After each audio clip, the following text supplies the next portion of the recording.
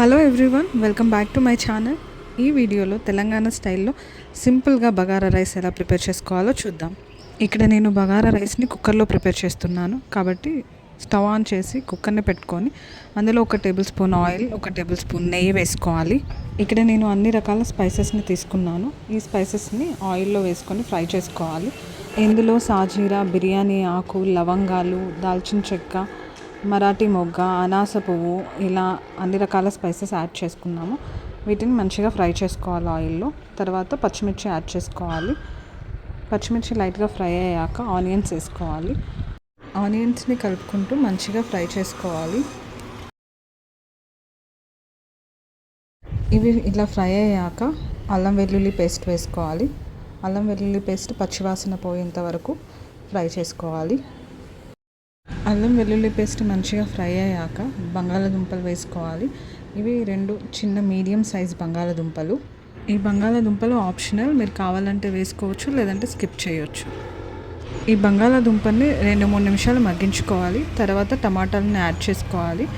టమాటాలని కూడా ఒక 2-3 నిమిషాలు మగ్గించుకున్న తర్వాత ఇందులో క్యారెట్ తురుము వేసుకోవాలి. ఇప్పుడు మొత్తం అంతా మంచిగా మిక్స్ చేసుకోవాలి. మిక్స్ చేసుకున్నాక ఒక 2-3 మినిట్స్ మగ్గించుకోవాలి. ఇలా మగ్గించుకున్న తర్వాత బియ్యానికి సరిపడా వాటర్ పోయాలి. ఇక్కడ నేను 3 గ్లాసెస్ బియ్యానికి 6 గ్లాసెస్ వాటర్ పోస్తున్నాను. కొద్దిగా సాల్ట్ యాడ్ చేసుకోవాలి. నెక్స్ట్ ధనియాల పొడి, నెక్స్ట్ పుదీనా కొత్తిమీర వేసుకోవాలి. పుదీనా కొత్తిమీర వేసుకొని మంచిగా మిక్స్ చేసుకోవాలి. మిక్స్ చేసుకున్న తర్వాత ఈ వాటర్ని బాగా మరగనివ్వాలి. ఇలా మరుగుతున్నప్పుడు మనం నానబెట్టుకున్న బియ్యాన్ని ఇందులో యాడ్ చేసుకోవాలి.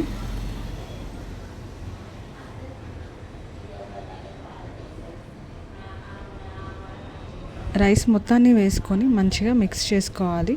మిక్స్ చేసుకున్నాక 3 విజిల్స్ వరకు రానివ్వాలి.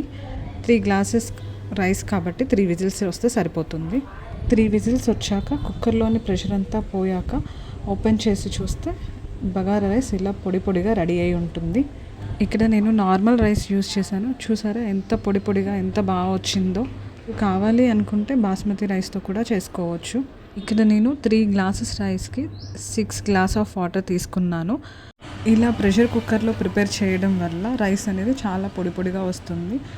ఇక్కడ 3 గ్లాసెస్ రైస్ తీసుకున్నాను కాబట్టి 3 విజిల్స్ వచ్చేంత వరకు కుక్ చేసుకున్నాను రైస్ని. చూసారు కదా బగారా రైస్ ఎంత పొడి పొడిగా వచ్చిందో.